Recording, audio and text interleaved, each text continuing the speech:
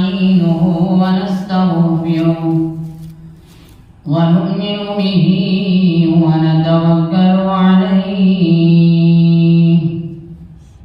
ونعوذ بالله من شرور أنفسنا ومن سيئات أعمالنا من يهده الله فلا مضل له ومن يضلله فلا هادي له ونشهد أن لا إله إلا الله وحده لا شريك له ونشهد أن سيدنا وسندنا وشفيعنا وحبيبنا ومولانا محمدا عبده ورسوله أما بعد فأعوذ بالله من الشيطان الرجيم بسم الله الرحمن الرحيم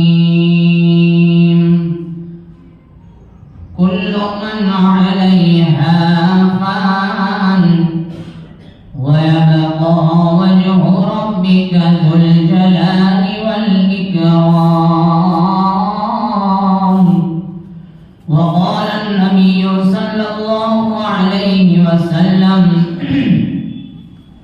كن في الدنيا كأنك غريب أو عابر سبيل اللهم صل على سيدنا محمد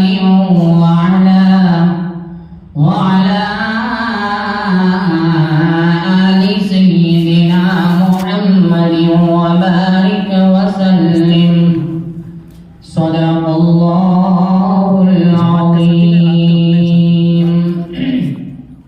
اپنے رات کو سوتے ہیں. یہ دنیا دار فانی ہے جو آتا ہے سو جاتا ہے. یہ دنیا دار فانی ہے جو آتا ہے سو جاتا ہے. نہ اس میں انبیاء ٹھہرے نہ اس میں اولیاء ٹھہرے. میرے محترم دوستوں بزرگوں، اللہ جل جلالہ عظم نوالہ کا بہت بڑا احسان اور کرم ہوا کہ مالک دو جہانے ہم سب کو جو ہے جمعہ جیسے مبارک دین کے اندر جمع فرمائے. یہ اللہ تبارک و تعالی کا بہت بڑا احسان ہے. ہم اللہ تعالیٰ سے دعا کریں کہ اللہ پاک جو ہے مجھے اور آپ سب کو جمعہ جیسے مبارک دین کی قدردانی کی توفیق نصیب فرمائے. آج میرے محترم دوستوں بزرگوں، اس چیز پہ بیان ہوگا جس چیز کو میرے محترم دوستوں بزرگوں ہم سب بھول گئے ہیں، یعنی موت. انسانی زندگی ہوا میں رکھے ہوئے چراغ کے معنی ہے کہ بوڑھا آدمی چراغ سحر ہے تو جوان آدمی چراغ شام ہے. جس طرح میرے محترم دوستوں بزرگوں ہوا میں رکھا ہوا چراغ ایک ہی جھونکے کا محتاج ہوتا ہے، اسی طرح میرے محترم دوستوں بزرگوں انسانی زندگی ایک ہی پل کی محتاج ہوتی ہے. پلک جھپکتی ہوئی میرے محترم دوستوں بزرگوں انسان اس جہاں سے اگلے جہاں کی طرف پہنچ جاتا ہے. سیدہ حضرت عائشہ رضی اللہ تعالی عنہا نے ایک بار نبی کریم صلی اللہ علیہ وسلم سے پوچھا کہ یا رسول اللہ صلی اللہ علیہ وسلم، کیا کسی کا حشر شہیدوں کے ساتھ بھی ہوگا؟ اللہ کے رسول صلی اللہ علیہ وسلم نے ارشاد فرمایا جی ہاں. فرمایا وہ شخص کہ جو اپنی موت کو دن رات میں 20 مرتبہ یاد کرتا رہے. سیدنا صدیق اکبر رضی اللہ تعالی عنہ فرماتے ہیں کہ انسان تو دنیا کے سامانوں میں لگا ہوا ہے اور دنیا تجھے اپنے سے نکالنے کے اندر سرگرم ہے. میرے محترم دوستو بزرگوں، یہی وہ موت ہے جس کو میں اور آپ جو ہے بھول گئے ہیں، جس پر میرے محترم دوست و بزرگوں ساری دنیا کے لوگ متفق ہیں، جو بھائی کو بہن سے اور بہن کو بھائی سے جدا کر دیتی ہے، جو بچوں کو ماں باپ سے اور ماں باپ کو بچوں سے علیحدہ کر دیتی ہے، جو دوستوں کے درمیان جدائی کا پہاڑ ڈال دیتی ہے، جو سمندروں کے اندر بھی میرے محترم دوست و بزرگوں آ جاتی ہے، جو جنگلوں کے سناٹوں کے اندر بھی میرے محترم دوست و بزرگوں آ جاتی ہے، جو محفوظ قلعے اور محفوظ گھروں کے اندر بھی میرے محترم دوست و بزرگوں آ جاتی ہے، آسمان میں اڑتے ہوئے راکٹ اور جہازوں بھی میرے محترم دوست آ جاتی ہے، نہ اس کی پکڑ سے بڑے بڑے منصب اور عہدے والے محفوظ ہیں اور نہ ہی امیر اور دولت مند محفوظ ہیں، رات کے اندھیرے اور دن کے اجالے اس کے لیے برابر ہیں، نہ اسے چاند جیسے حسین اور خوبصورت چہروں پر ترس آتا ہے اور نہ ہی رستم اور سکندر جیسے پہلوانوں کی طاقت سے وہ خوف پاتے ہیں۔ عالم ہو یا جاہل، مسلمان ہو یا کافر، سب کی طاقت میں میرے محترم دوستوں بزرگوں یہ موت رہتی ہے۔ بڑے بڑے سائنسدان، بڑے بڑے ڈاکٹر، بڑے بڑے انجینئر، بڑے بڑے ماہر فن پر اس کی نظر ہے، نہ جانے کتنے گھروں کو اس نے برباد کیا اور اجاڑا اور نہ معلوم کتنے پلان اور منصوبے اس کے سامنے فیل ہوئے۔ نمرود کی بادشاہت، قارون کی طاقت، قارون کی دولت، فرعون کے تکبر کو اس نے خاک میں ملا دیا ہے، چنگیز خان جیسے ظالموں کو اس نے نہیں چھوڑا ہے، موسیٰ جیسے کلیم، ایوب جیسے صابر کو اس نے نہیں بخشا ہے، ابراہیم جیسے خلیل اللہ اور اسماعیل جیسے ذبیح اللہ کو اس نے نہیں بخشا ہے، حتیٰ کہ حبیب اللہ محمد رسول اللہ صلی اللہ علیہ وسلم کے سامنے بھی حاضر ہوئی۔ یہ موت ہے میرے محترم دوست و بزرگوں جس کو میں اور آپ بھول گئے ہیں، فانی دنیا کے پیچھے ایسے لگ گئے میرے محترم دوست و بزرگوں کہ ہمیں یہ تک پتہ نہیں کہ ہمیں مرنا ہے۔ ابھی میں نے آپ حضرات کے سامنے حدیث سنائی کہ جو شخص اپنی موت کو رات دن میں 20 مرتبہ یاد کرتا رہے گا تو اس کو شہیدوں کے ساتھ اس کا حشر ہوگا۔ آج میرے محترم دوست بزرگوں ایک مرتبہ بھی ہم موت کو یاد نہیں کر رہے، ہر ایک کو مرنا ہے۔ قرآن کریم بارہا تذکرہ کرتا ہے کل من علیہا فان، جو کوئی زمین میں فنا ہونے والا ہے، جتنی بھی ساری زمین کے اوپر چیزیں ہیں، انسان ہے، جانور ہے، مکانات ہے، دکانیں ہیں، فیکٹریاں ہیں، کارخانے ہیں، جتنی بھی ساری چیزیں ہیں میرے محترم دوست بزرگوں ساری فنا ہو کے ختم ہو جائے گی۔ میرے محترم دوست ایک بات یہ ہے کہ اگر ہم موت کو بھول بھی جائیں نا، پھر بھی دنیا کی ہر چیز یہ پیغام فنا دے رہی ہوتی ہے، سورج روزانہ دور ہوتا ہے اور غروب ہوتے ہوتے یہ پیغام دے رہا ہوتا ہے کہ انسان ایک نئی دن تیری زندگی کا سورج بھی غروب ہو جائے گا۔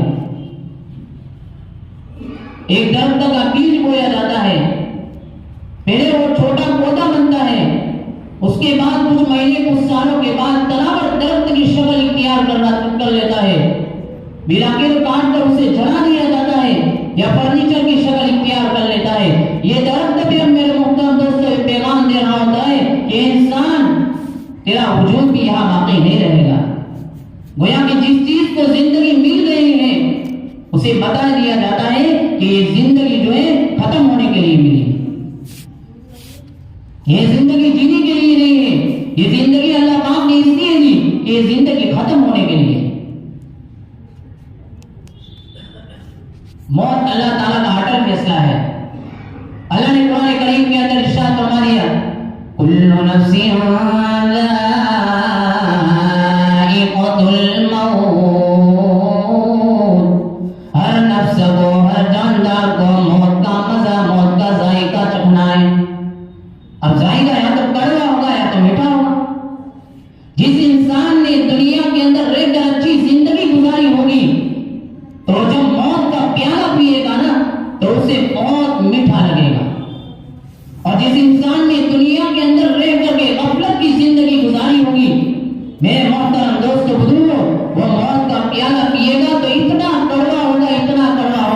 سے وہ نہیں پیے گا، چاہے ہم چاہے یا نہ چاہے اسے پینا ہی پڑے گا۔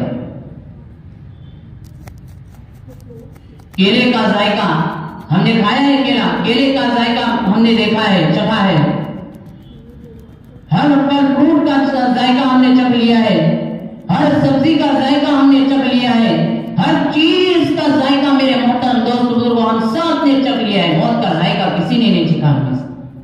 قبرستان میں کسی قبر والے سے جا کے پوچھ کے آؤ کہ موت کا ذائقہ کتنا شدید ہوتا ہے۔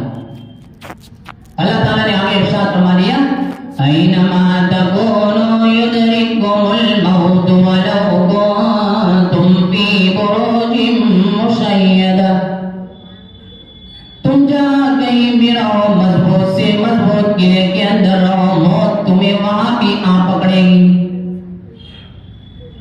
رات دن کا تجربہ ہے، اس دنیا کے اندر جو بھی آیا نا اسے جانا ہے۔ بہت سارے انسان آئے، سب چل بسے، بہت سے امیر آئے، بہت سے غریب آئے، چل بسے، بہت سے محدث آئے، بہت سے مفقی آئے، سب چل بسے، بہت سے مبلغ آئے، بہت سے امام آئے، سب چل بسے، بہت سے لاکھ پتی، ارب پتی، کھرب پتی سب آئے، سب چل بسے، کوئی دنیا کے اندر نہیں رہا۔ یوسف جیسے حسین، اسماعیل جیسے فرما بردار بھی اس دنیا کے اندر نہیں رہے، عمر جیسے فاتح، ابو بکر جیسے صدیق بھی اس دنیا کے اندر نہیں رہے، عثمان جیسے باعث اور علی جیسے بہادر بھی میرے محترم دوستوں بزرگوں اس دنیا کے اندر نہیں رہے۔ موت ہر ایک کو آنی ہے، ہر ایک کو میرے محترم دوستوں بزرگوں موت آنی ہے۔ کس حالت میں آتی ہے وہ میں نہیں جانتا، ہم نہیں جانتے کس حالت میں آتی ہے، موت تو آنی ہی ہے۔ اس لیے میرے محترم دوستوں بزرگوں ہم موت سے پہلے موت کی تیاری کرنے والے بنے، موت کی تیاری کرو۔ اس لیے کہ دنیا جو ہے ہمارے واسطے جو ہے مستقل نہیں ہے بلکہ مسافر خانہ ہے۔ جہاں محمد رسول اللہ صلی اللہ علیہ وسلم نے ارشاد فرما دیا، کن فی الدنیا کانک غریب او عابر السبیل، کہ دنیا میں ایسے رہو جیسا کوئی اجنبی یا راہ چلتا مسافر رہ رہا ہے۔ ایک شخص نے حضور صلی اللہ علیہ وسلم سے پوچھا، یا رسول اللہ صلی اللہ علیہ وسلم، دنیا میں سب سے سمجھدار آدمی کون ہے؟ اللہ کے رسول صلی اللہ علیہ وسلم نے ارشاد فرمایا کہ وہ شخص جو موت کو کثرت سے یاد کرتا رہتا ہے اور اس کے لیے ہر وقت تیار رہتا ہے۔ حضرت نوح علیہ السلام سے ملک الموت نے پوچھا کہ آپ کی عمر تو تمام نبیوں سے زیادہ ہوئی ہے، تو آپ نے دنیا کو کیسا پایا؟ جواب دیا کہ میں نے دنیا کو اور اتنی لمبی عمر کو ایسا محسوس کیا جیسا کہ کسی مکان کے دو دروازے ہوں، ایک سے داخل ہوا اور دوسرے سے باہر نکل گیا۔ اتنی لمبی عمر اور اتنی لمبی زندگی ہونے کے باوجود میرے محترم دوستوں بزرگوں کیا فرمایا کہ ایک دروازے سے داخل ہوا، دوسرے دروازے سے نکل گیا، اور ہماری زندگی ان سے بھی کم ہے، پھر بھی میرے محترم دوستوں بزرگوں ہمارے پلان اور منصوبے اتنے لمبے ہیں کہ اگر عمر 9 بھی مل جائے تب بھی ہمارے پلان اور منصوبے پورے نہ ہوں۔ حضور اکرم صلی اللہ علیہ وسلم نے اپنے یاروں سے پوچھا کہ موت کے بارے میں کیا جانتے ہو؟ ایک نے کہا، یا رسول اللہ صلی اللہ علیہ وسلم، صبح کرتا ہوں یقین نہیں ہوتا رات آئے گی یا نہیں آئے گی۔ دوسرے نے کہا، اللہ کے رسول صلی اللہ علیہ وسلم، 4 رکعت کی نیت باندھتا ہوں یقین نہیں ہوتا 4 رکعتیں مکمل بھی ہوں گی یا نہیں ہوگی۔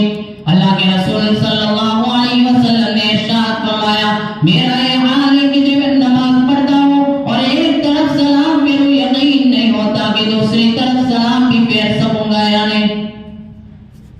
موت کا ہر وقت استحضار رہتا ہے، موت کو ہر وقت یاد کرتے تھے۔ آج میرے محترم دوستوں بزرگوں گناہ کرنے سے پہلے ہم سوچتے نہیں ہیں کہ ہمیں موت آنی ہے۔ اس لیے میرے محترم دوستوں بزرگوں ہم موت کی تیاری کریں۔ زندگی اس اذان سے شروع ہوتی ہے جس کی کوئی نماز نہیں ہے، اور اس نماز پہ ختم ہو جاتی ہے جس کی کوئی اذان نہیں ہے۔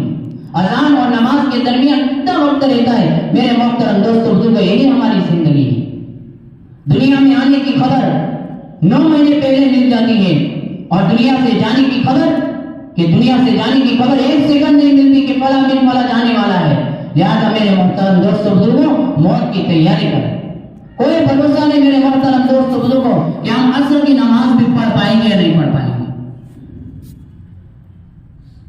مٹی کے اوپر جو کچھ کرو گے مٹی کے نیچے اس کا حساب بھی دینا پڑے گا. اسی میرے محترم دوستوں بزرگوں ہر وقت قرآن کریم کے اندر بار فرمایا کل من علیہا فان کل نفس ذائقۃ الموت، کہ ہر نفس کو یا ہر جاندار کو میرے محترم دوستوں بزرگوں موت کا مزہ اور ذائقہ چکھنا ہے. اسی میرے محترم دوستوں بزرگوں ہم ہر وقت جو ہے موت کی تیاری کریں. دنیا تین بدی منہ پھیرتی جا رہی ہے، آخرت روز بروز قریب سے قریب تر ہوتی جا رہی ہے. آج کے دن میرے محترم دوستوں کو ہم اعمال کر لیں حساب نہیں ہوگا. کل جب سے حساب شروع ہوگا مگر اعمال کی مہلت نہیں ملے گی. ہم پردیسی ہیں، یہ دنیا ہمارا وطن اصلی نہیں ہے. وطن اصلی تو جنت ہے، یہ وطن اقامت ہے. یہاں پہ ہم کچھ مدت کے لیے پھیرے ہوئے ہیں، آزمائے جا رہے ہیں. ہم سب مسافر ہیں، ہمارا سفر جاری اور ساری ہے. ہم روزانہ اپنی موت سے قریب تر ہوتے جا رہے ہیں. لیکن افسوس انسان اتنی لمبی امیدیں باندھتا ہے جبکہ موت اس کے سامنے ہے، لیکن ہمارے آنکھوں کے سامنے غفلت کا پردہ پڑ جاتا ہے، جس سے میرے محترم دوستوں بزرگوں ہم موت سے بالکل بے خبر ہو جاتے ہیں. لہٰذا میرے محترم دوستوں بزرگوں موت کی تیاری کرنے والے بنے. یہاں کی ہر چیز فنا کے داغ سے داغدار ہے. یہاں کی جوانی ہمیشہ نہیں رہے گی، یہاں کا بڑھاپا ہمیشہ نہیں رہے گا، یہاں کی خوشی ہمیشہ نہیں رہے گی، یہاں کا غم ہمیشہ نہیں رہے گا. یہ میرے محترم دوستوں بزرگوں یہ دنیا عارضی ہے. میرے محترم دوستوں یہ دنیا پانی ہونے والا ہے، پانی ہے، فنا ہونے والی ہے. پھر بھی انسان اس دنیا سے دل لگا رہا ہے. جو انسان اس دنیا سے دل لگائے گا ایک نہ ایک دن دنیا سے جدا کر دیا جائے گا، اور جو انسان اللہ سے دل لگائے گا ایک نہ ایک دن اللہ سے ملا دیا جائے گا. میرے محترم دوستوں بزرگوں موت کی تیاری کرو. ہو سکتا ہے اس سال یا اس مہینہ یا اس ہفتہ مرنے والوں میں ہمارا نام لکھا جا چکا ہو سکتا ہے ہماری زندگی کے دن پورے ہو چکے ہو سکتا ہے جس موٹر سائیکل کار اور گاڑی پہ ہم سوار وہ حادثے کا شکار ہو جائے. ہو سکتا ہے جس کوٹھی بنگلے اور گھر کے اندر ہم رہ رہے ہیں وہ زلزلے سے تباہ و برباد ہو جائے. ہو سکتا ہے صحیح سالم ہونے کے باوجود ہارٹ اٹیک ہو کر ہمارا خاتمہ ہو جائے. ہو سکتا ہے ہمارے کفن کا ٹکڑا دکان کے اوپر آ چکا ہو سکتا ہے موت دھیرے دھیرے ہمارے مکان کے چوکٹ پر آ چکی ہو. میرے محترم دوستوں بزرگوں یہ سب کچھ ہو سکتا ہے. آج کل میرے محترم دوستوں بزرگوں ہمارے پاس اتنا وقت نہیں ہے کہ ہم قبرستان میں جا کر کے کسی قبر کو دیکھیں اور اس سے عبرت حاصل کریں کہ ایک نہ ایک دن فانی دنیا کو چھوڑ کے ہمیں بھی ان کی طرح مٹی کے نیچے سونا ہے اور حساب دینا ہے. تو میرے محترم دوستوں بزرگوں ہمارا دل نرم ہوتا اور ہمیں آخرت کی فکر لگ جاتی. ہم موت سے بالکل بے خبر ہیں اور ہماری زندگی مختصر ہے اور ہمارے پلان اور منصوبے اتنے لمبے ہیں کہ اگر ہمیں نو مل جائے تب بھی میرے محترم دوستوں بزرگوں ہمارے پلان اور منصوبے پورے نہ. میرے محترم دوستوں بزرگوں موت کی تیاری کرو ورنہ یاد رکھو ایک دن وہ ہوگا کہ ایئر کنڈیشن اور نرم گدے اور بستر پر سونے والے مٹی پر سو رہے ہوں گے. روزانہ کپڑے بدلنے والے ہزاروں غبار کے نیچے پڑے ہوں گے. اکڑ کر اترا کر چلنے والے عاجز اور بے بس ہو جائیں گے. تکبر کے بول بولنے والے میرے محترم دوستوں بزرگوں خاموش پڑے رہوں گے. قبرستان میں مرنے کے بعد یہی حال ہوتا ہے. سیدنا صدیق اکبر رضی اللہ تعالیٰ عنہ فرماتے ہیں کہ جو انسان بغیر نیک عمل کے قبر میں جا رہا ہے اسے سمجھنا چاہیے کہ دریا میں بغیر کشتی کے جا رہا ہے. اب تم نے کے سوا کوئی چارہ نہیں ہے. ایک مرتبہ عمر بن عبدالعزیز رضی اللہ تعالیٰ عنہ ایک قبرستان کی طرف جا رہے تھے. ایک جنازے کے ساتھ قبرستان کی طرف جا رہے تھے. قبرستان میں ایک الگ جگہ بیٹھ کر سوچنے لگتے ہیں. کہا جاتا ہے امیر المومنین آپ اس جنازے کے ولی اور ذمہ دار الگ کرنے کی کیا وجہ ہے؟ کہا کہ قبر مجھ سے یہ کہتی ہے کہ عمر بن عبد العزیز تو مجھ سے یہ نہیں پوچھتا کہ میں آنے والے کے ساتھ کیا معاملہ کرتی ہوں. میں نے کہا بتائیے کیا معاملہ کرتی ہوں؟ کہتی ہے کہ میں آنے والے کا کفن پھاڑ دیتی ہوں, بدن کے ٹکڑے ٹکڑے کر دیتی ہوں, گوشت کو کھا جاتی ہوں, کندھوں کو کانٹوں سے جدا کر دیتی ہوں, کلائیوں کو پنجوں سے الگ کر دیتی ہوں, پنڈلیوں کو گھٹنوں سے الگ کر دیتی ہوں, رانوں کو سرلیوں سے الگ کر دیتی ہوں. یہ کہہ کر عمر بن عبد العزیز رضی اللہ تعالیٰ عنہ رونے لگتے ہیں. میرے محترم دوستوں, موت بالکل یقینی ہے اور موت کے بعد کا صبر بڑا مشکل ہے. لہذا موت کی تیاری کرو. جناب محمد رسول اللہ صلی اللہ علیہ وسلم نے ارشاد فرمایا موتو قبل ان تموتو, مرنے سے پہلے ہی موت کی تیاری کرو. سید الانبیاء تاجدار مدینہ جناب محمد رسول اللہ صلی اللہ علیہ وسلم آخرت کی فکر میں اتنا روتے تھے کہ داڑھی مبارک تر ہو جاتی تھی. عثمان غنی رضی اللہ تعالیٰ عنہ کی داڑھی کے بال جب سفید ہوئے تو آئینہ دیکھ کر رونے لگتے ہیں. فرمایا کہ موت کی نشانی آ چکی ہے. عثمان نے آخرت کی کوئی تیاری نہیں کی. حضرت شاہ بہلول رحمۃ اللہ علیہ کے بارے میں آتا ہے کہ انہوں نے اپنے گھر کے اندر قبر کھدوا کر رکھی تھی. روزانہ صبح اور شام جا کر اس میں سو جاتے اور روتے اور فرماتے کہ یہ میرا اصلی گھر ہے, اسی میں جانا ہے. ساری دنیا فنا ہو جائے گی, ساری چیزیں میرے محترم دوستوں بزرگوں چھوٹ جائے گی, سب یہاں پہ دھڑا کا دھڑا رہ جائے گا. میرے محترم دوستوں بزرگوں, ہمارے ساتھ اگر کوئی چیز آئے گی تو میرے محترم دوستوں ہمارے اعمال آئے گی. اعمال کو اچھے بنانے کی فکر کریں, اعمال کو صحیح کرنے کی فکر کریں.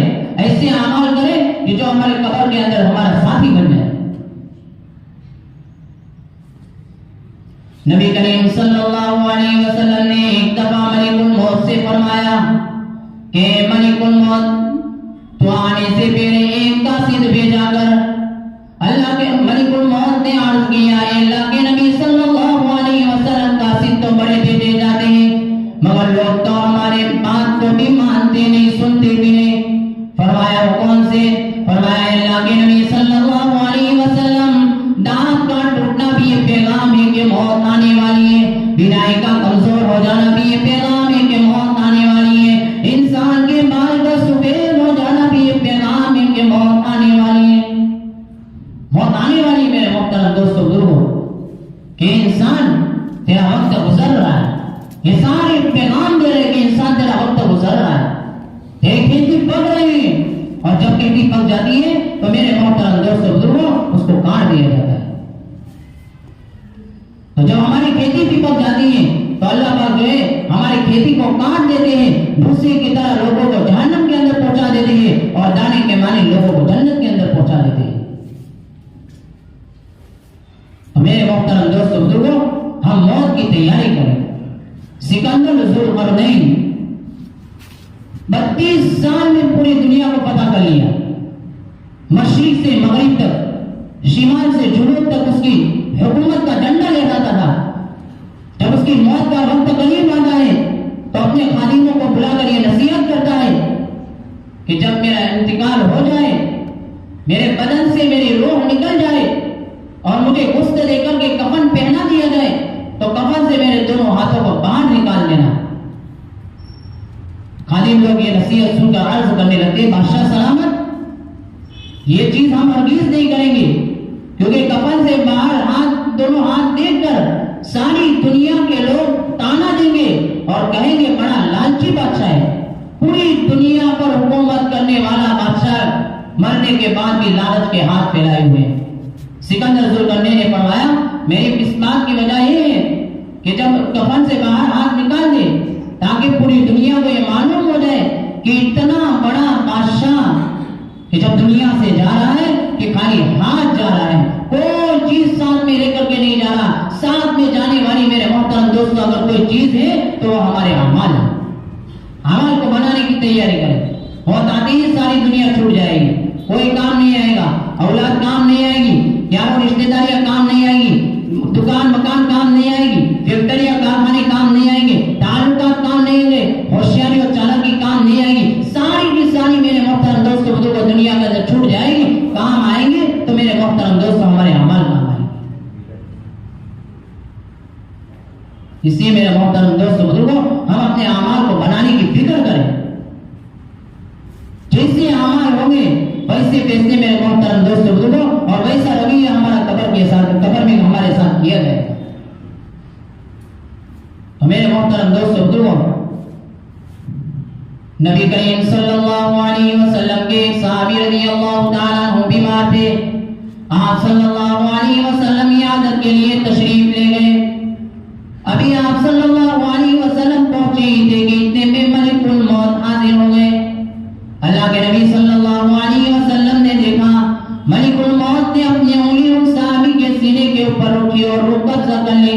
اللہ کے رسول صلی اللہ علیہ وسلم نے ملک الموت سے عرض کیا کہ میرے اس صحابی کے اوپر آسانی فرمانا. ملک الموت نے عرض کیا، اے اللہ کے محبوب صلی اللہ علیہ وسلم، اللہ تعالیٰ نے پہلے ہی حکم فرما دیا ہے کہ میرے محبوب صلی اللہ علیہ وسلم کے ہر صحابی کی روح کو تجھے آسانی کے ساتھ قبضہ کرنا ہے. اس لیے میں نے ایک انگلی سینے کے اوپر رکھ کر کے ان کی نبی کے غلام کی روح قبضہ کی ہے. اگر کوئی ملک الموت فرما دے کہ اگر کسی اور کی روح ہوتی تو میں اس کے سینے کے اندر پنجہ گاڑ دیتا.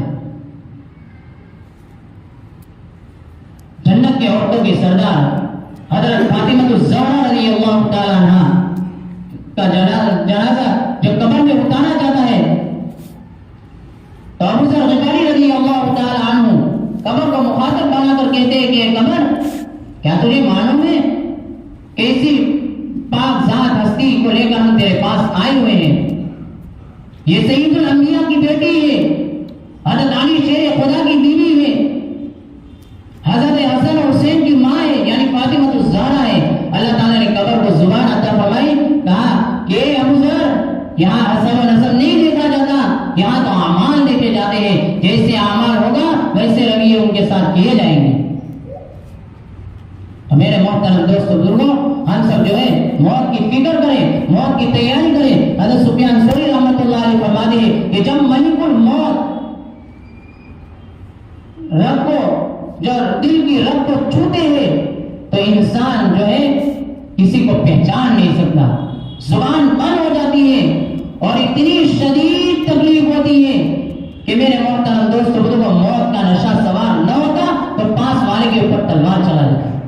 اتنی خطرناک تکلیف اور شدید تکلیف ہوتی ہے میرے محترم دوستو بزرگوں موت کے وقت. لہٰذا میرے محترم دوستو بزرگوں، ہم سب جو ہے موت کی تیاری کریں. اور آنے والا مہمان آ رہا ہے، آنے والا رمضان آ رہا ہے. رمضان اللہ کے نبی صلی اللہ علیہ وسلم نے فرمایا صبر کا مہینہ ہے، خیر خائی کا مہینہ ہے. اس لیے میرے محترم دوستو بزرگوں، آنے والے رمضان کی تیاری کریں. رمضان کی آمد ہے اور ہماری تیاریاں ہونی چاہیے. اللہ کے نبی صلی اللہ علیہ وسلم نے فرمایا کہ گنہگاروں کے طفیل میں بخشنے کے اوپر اللہ رب العزت جو ہے رمضان کو بھیجتے ہیں کہ بخشنے بھی آ جائے جب امت کے گناہوں کو، بخشنے بھی آ جائے جب امت کے گناہوں کو، تب وہ گنہگاروں کو تحفے میں رمضان دیتا ہے. اس لیے میرے محترم دوستو بزرگوں، آنے والا رمضان آ رہا ہے، ہم اس کی تیاری کریں. اس سے پہلے گناہوں والی ساری چیزیں چھوڑ دے، موبائل دیکھنا چھوڑ دے. میرے محترم دوستو، مسجدوں کی طرف ہمارا رجوع ہو جائے. اللہ پاک جو ہے ہم سب کو کہنے سننے سے زیادہ عمل کرنے کی توفیق عطا فرمائے. اللہ پاک جو ہے موت سے پہلے موت کی تیاری کرنے کی ہم سب کو توفیق عطا فرمائے. آمین. وآخر دعوانا